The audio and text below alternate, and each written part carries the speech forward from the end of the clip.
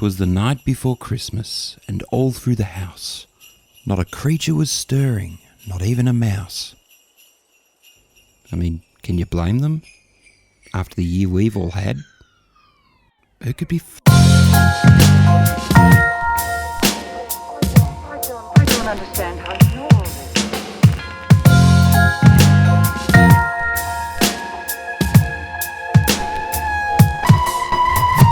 Welcome to reality. After 9 p.m. all experiences are prepaid. Thank you. I don't blame you for being frightened. Greetings and welcome to another episode of Sanz Mantra Studio. My name's Mark Hughes. I'm a Melbourne-based singer-songwriter and producer. And this podcast is where I take you, dear listener, behind the studio door of everything that's happening in my musical world. If you've just stumbled across this podcast, then you might be interested to know that I have a single out under my artist name, Sanz Mantra, S-A-N-Z Mantra. It's a song called The Silent Crowd, and you can find it on Spotify, iTunes, and also at my YouTube channel, which is also called Sanz Mantra. It's the first single from an album that I'll be releasing next year, and I do intend to release a few more singles as well. And this podcast is where I'll be looking at the making of each song and what went into the actual writing and recording of each track. But Status update. first, a quick plug for my mailing list. If you care to go to sanzmantra.com and sign up, you too can be part of the Sanz Mantra VIP Club and enjoy exclusive access to pre-release material, discounts on exclusive Sanz Mantra merchandise, and just the general euphoric feeling that comes from being in a community of like-minded, groovy people of immense taste and class. Oh, and there's also a gig guide. Speaking of gigs, I played my second last gig for the year last night out at a racing complex at a private function. It was an end-of-year office breakup Christmas party, and I played for a few hours while people just caught up and kind of got drunk, as you do at these Christmas parties. But my good friend Lyndon Wesley was playing upstairs as well, and he was playing in between the races. So this is a dog racing track, which I am ideologically opposed to, but with the year that we've just had, the 2 years that we've just had, I didn't feel I could really say no to another gig. So this is the state of play, I guess, with musicians. We're just kind of taking what we can at the moment. Probably not that different to normal, to be honest, but yeah, I would like to get out of playing at racing tracks. I don't really agree with it, but for the moment, I'm a hypocrite taking the money and running. So I played at this office party, and I was able to catch up with Lyndon after the gig, which was a bit of a treat. I've known Lyndon for quite a few years now. We met probably around 2004 or thereabouts through MySpace, would you believe?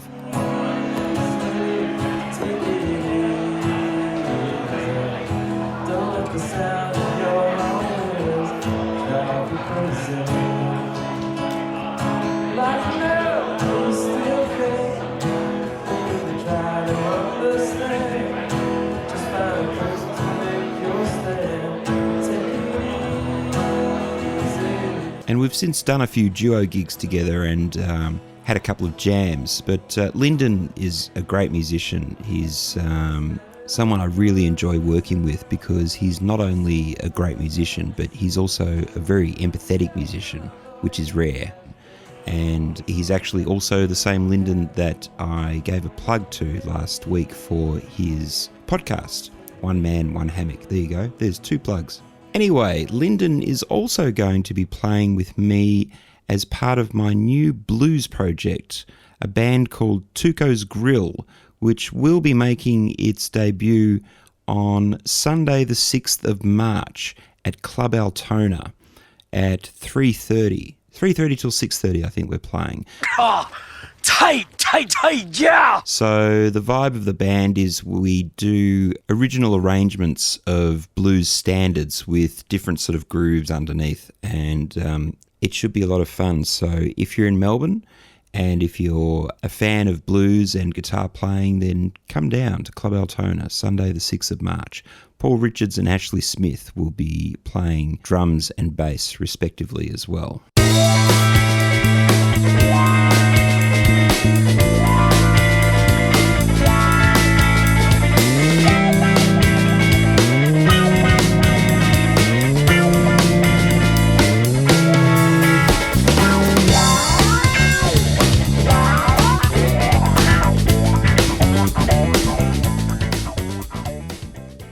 But getting back to recent events and recent gigs, I played, I think, the best gig I've played in years last Saturday night. It was at a venue in Cowes, and it's a venue that used to be a restaurant, and during lockdown, the owners decided to pivot.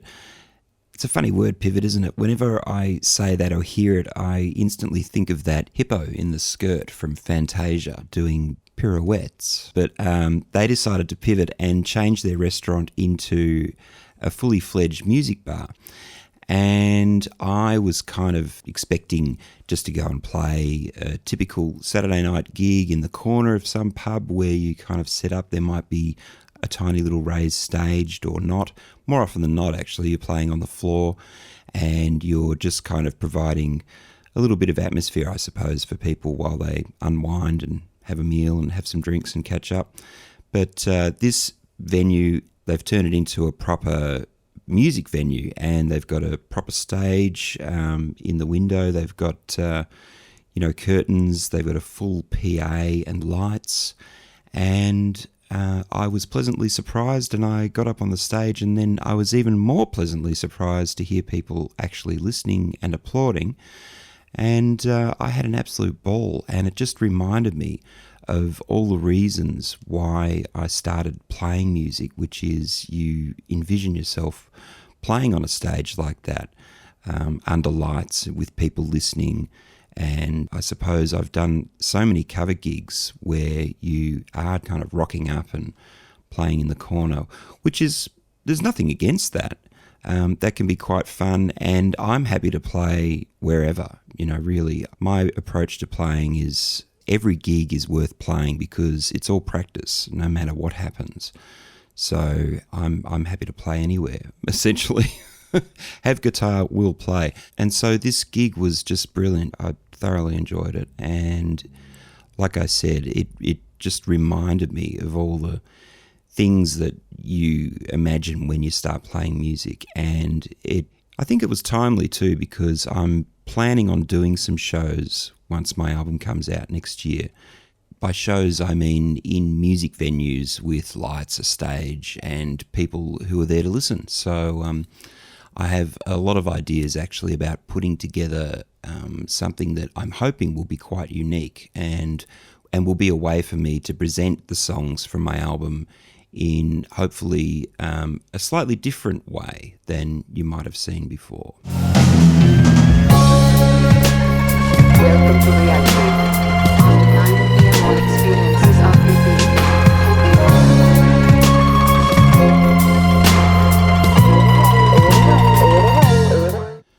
So I think most people would agree that music is one of those special things in life. Without going into cliched platitudes, it really is one of the free things in life, especially these days. It really is free. Once you've paid your streaming subscription, that is. Actually, David Bowie predicted, I think about 10 or 20 years ago, that music would become a utility, just like gas, water, electricity. How right he was, unfortunately. Anyway, the love of music is something that most people share, and this is why people still play music, they still study music, people listen to music, they go along and hear music, because it is something that lifts us out of the mundane, of the banal everyday of life. And at its best, it can channel the divine, I believe, into this earthly realm that we all inhabit. So in that spirit, I'd like to present to you a very special recording I made on the weekend at one of my other gigs. And I would like to present to you Noddy performing the Cold Chisel classic K-San. Enjoy.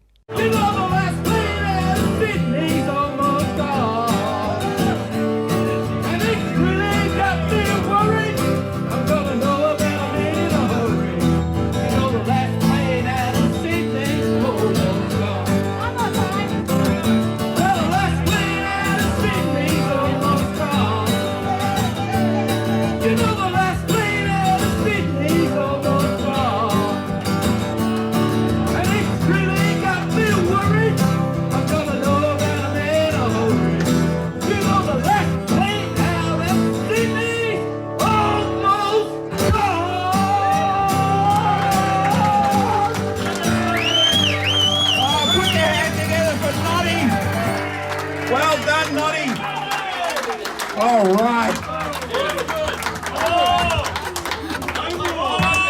What else have you got up your sleeve, Noddy? You must know some other ones. Come on.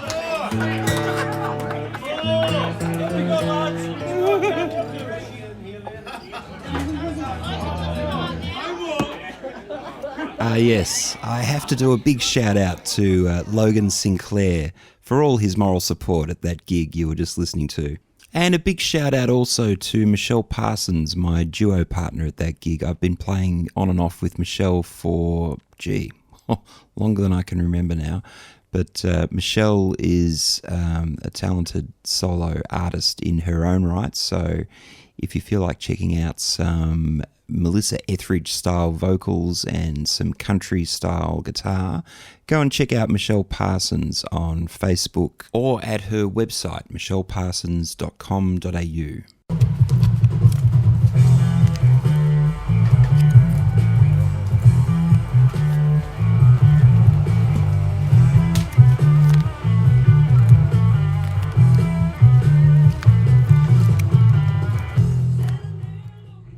You're currently listening to the ambient sounds of a song that was playing in at Dixon's Recycled Records in High Street, Northcote the other day when I was in there having a look for a present for my friend George. George lives up the road from me and he's retired, and he was over the other day for a bit of a jam basically. George has been, I think, living in this area all his life, except for some time, I think, when he went back to Greece and met his wife and came back and started a family. But George is a keen music fan, and he was keen to see if I could help him decipher some chords on the guitar. So George picked up the guitar when he was quite young, but never had the chance to develop his interest. So George came over and we had a bit of a jam. And George has told me in the past a little bit about the bands that he enjoys listening to. He likes a lot of classic rock. He loves Santana, which we have in common. And he was also playing me a couple of tunes on his phone on YouTube. A couple of traditional, I think they were Turkish tunes. I'm not sure. But anyway, so George was telling me that when his parents' house was sold, his sister took all the records, and there was a Creedence record that I think he was quite keen on. So I thought it might be nice to see if I could find a Creedence record at Dixon's. Unfortunately, I didn't, but I thought I'd record it while I was in there, because it always intrigues me how when you're in a shop, whether it's a cafe or Dixon's in this case, the music always sounds so much better when you're in there, in the environment. It could be a new agey shop listening to some ambient music, or it could be a coffee shop with some chill out lounge music, or in this case, this tune that I'm talking over, I have no idea what it was, but even as I was having a look through the records and the CDs, I thought, this sounds really cool. And I was tempted to go up and ask what it was, even though I knew that I probably would never play it if I bought it and brought it home. But Dixon's is an interesting shop now. I first discovered Dixon's when I was very young. I was about 15, I think. And I was doing work experience at a place in Blackburn. And just next door to the place where I was doing the work experience, there was the first Dixon's recycled records. And I remember walking into the shop, and it was a little bit like Aladdin's cave for me at that point. There were records everywhere. And the way Dixon's worked was that they had a rating system.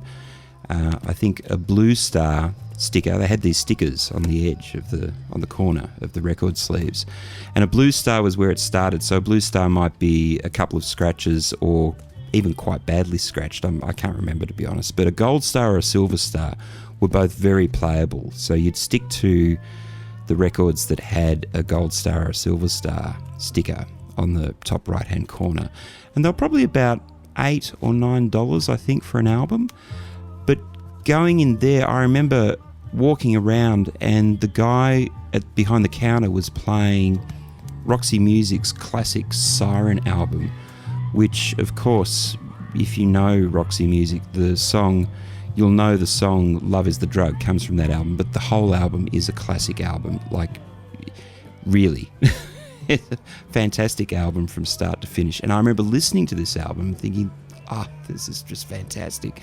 And I walked up to the counter and I said, "What's this playing?" And he told me, and I just bought it. And I still love that album. I think I also bought all my Pink Floyd albums there as well, which is kind of funny because the guy I was just referring to behind the counter was actually a dead spit for Dave Gilmour from Pink Floyd, circa Armagama, which was pretty funny. Like, seriously, he looked just like him.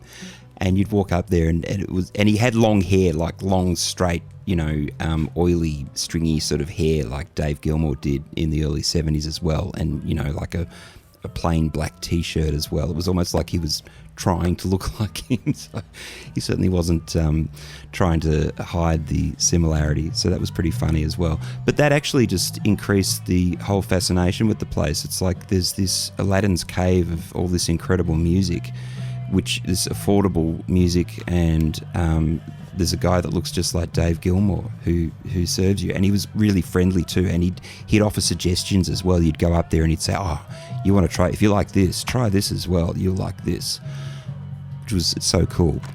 But I discovered lots of great bands at Dixon's. Bands like The Police, I bought every Police album there. Talking Heads, I bought pretty much every Talking Heads album there. Led Zeppelin, Stevie Wonder, and one other big one. Who was the other one?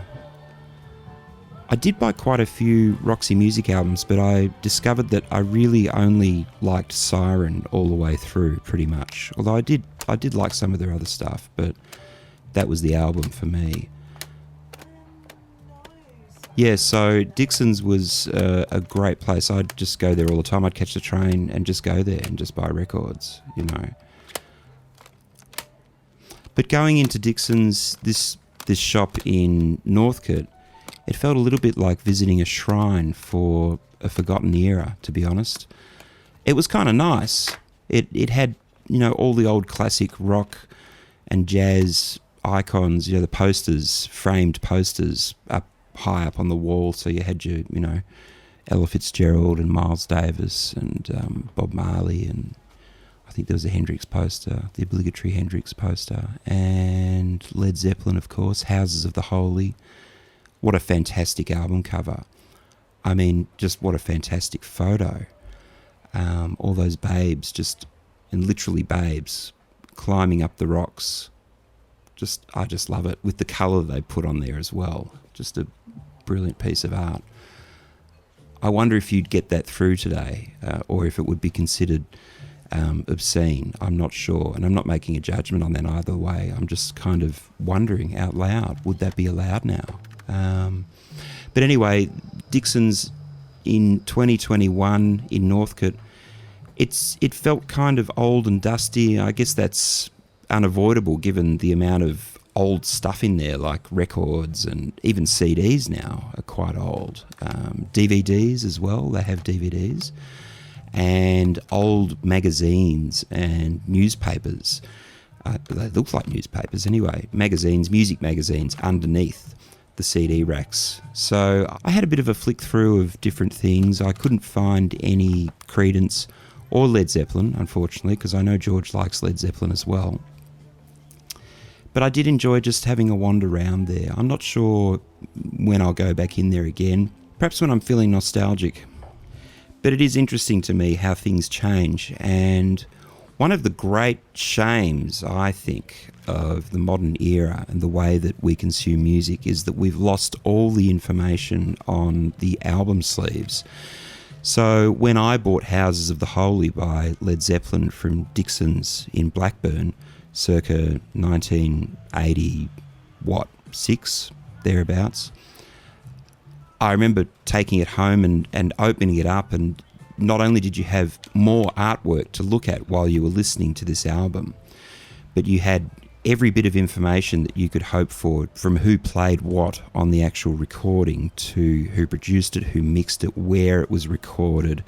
In some cases, you even had, on different albums, thank you notes to people, and you'd sort of get an insight into this world that's around the particular artist or band that you're listening to. And the way I used to consume music was, when I found something that I liked, I wanted to check out everything by that artist. So when I discovered the Police, I bought every single album. I just consumed all of their music as quickly as I could. And I read everything, every word on every album sleeve. And that was our way back then, before the internet, of joining the dots and discovering new things that we might like. So you'd see, if it was an artist perhaps that didn't have a band per se, they were more of a solo artist, then you'd check out the players that played on the album. You might go and check out the musicians that played on that album. They might have a solo album themselves. You'd go and listen to that, or you'd go and listen to, for instance, Stevie Ray Vaughan got his big break through David Bowie's Let's Dance album. Now, Stevie Ray Vaughan was an incredible musician, and he would have made it either way, but he just happened to make it through David Bowie's assistance and playing on that album. But that actual album has got people like Omar Hakim, who was a very famous session drummer, playing drums on it. Nile Rodgers produced it, the guitarist and founding member of Chic, and producer to the stars, basically. He's produced everyone from Madonna to David Bowie to, I think, one of his last big hits was a collaboration with Daft Punk doing Get Lucky. So this was how we sort of threaded everything together and discovered new things, whereas now we've got Spotify or whatever streaming service you use to, throw up suggestions for you based on the characteristics that they've programmed in of that particular track. So if you're listening to Daft Punk, they might have a list of terms or characteristics of the track, like, funky, techno, maybe electro, things like that. And based on that, the algorithm will start, offering suggestions to you. And I'm not saying one way's better than the other, but I do miss the artwork. I miss knowing exactly who played on each track. And to me, it's a travesty, really, that they can't provide this information with each song as it comes up on your phone with Spotify, for instance, because it would be so easy for them to encode this metadata with each song. That's a missed opportunity to me. I hope it's something that they actually rectify in the future, but I'm not holding my breath.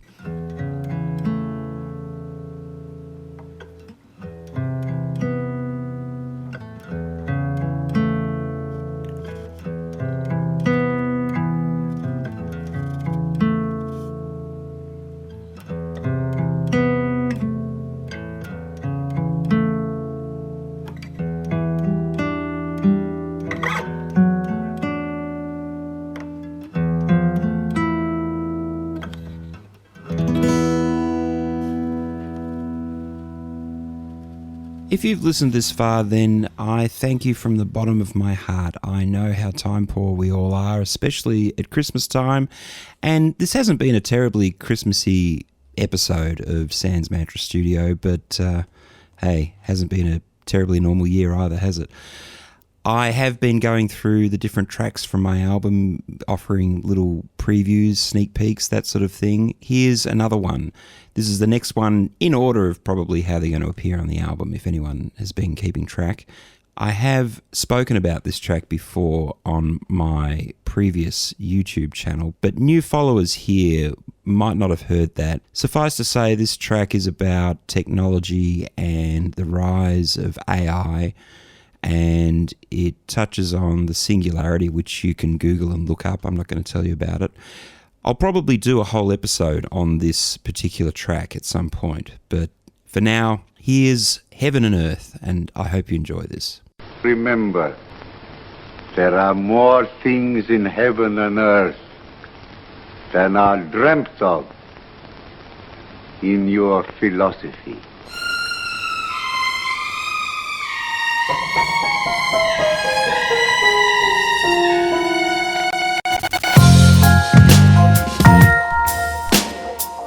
I don't understand how you know all this.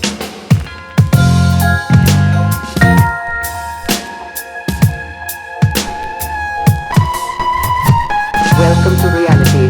After 9 p.m. all experiences are prepaid. Thank you. I don't blame you for being frightened.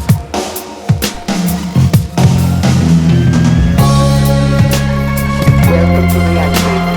After 9 p.m. all experiences are prepaid.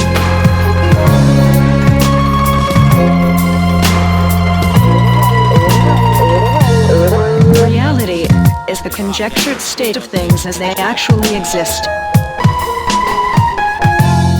rather than as they may appear or might be imagined.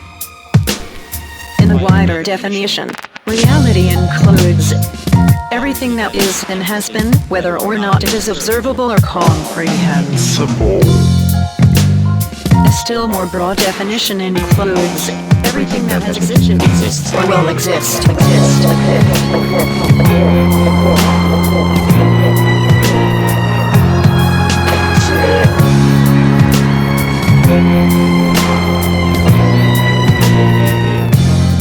Are you asleep? And open your eyes and say you're all right. Can you open your eyes?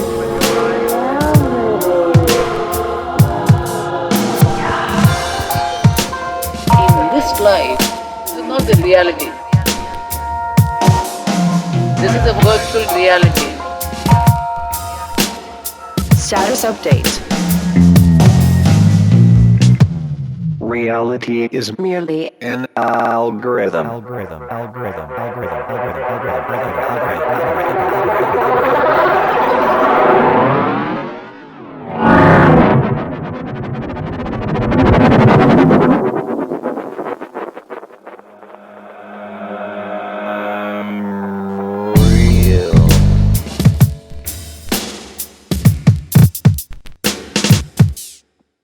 There are more things in heaven and earth than are dreamt of.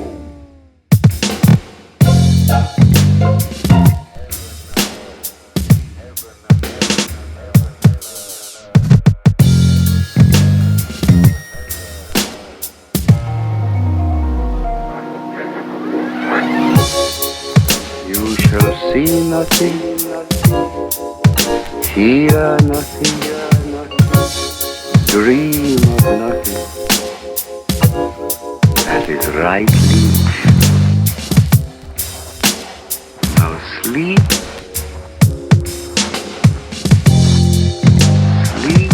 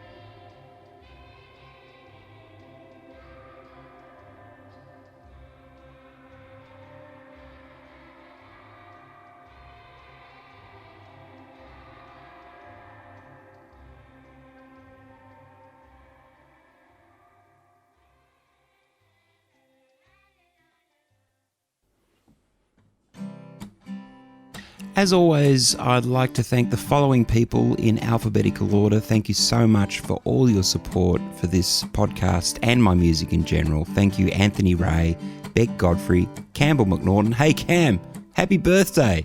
I hope you're having a great day, mate. And I hope you aren't getting half the presents just because, you're born the day before Christmas.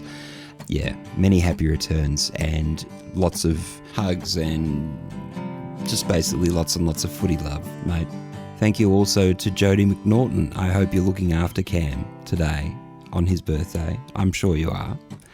Thank you also to Jill Harvey, Gordon Thompson, Justin Slay, Logan Sinclair, Lyndon Wesley, Neva Connell, Nicola Platt, Paul Appleman, Paul Richards, Pete Sim, Salman Khan, Sharon Swan, Warren McCall-Jones, Barbara Renz, Paul Hughes, Natalie Guglielmi, Graham Hughes, Gloria Kennedy, and especially to my ever-loving family, Helen Hughes and Bailey Hughes.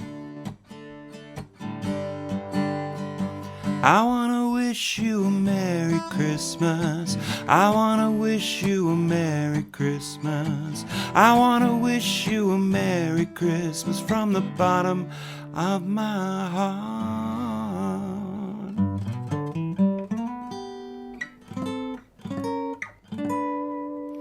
Merry Christmas, everybody. See you next week.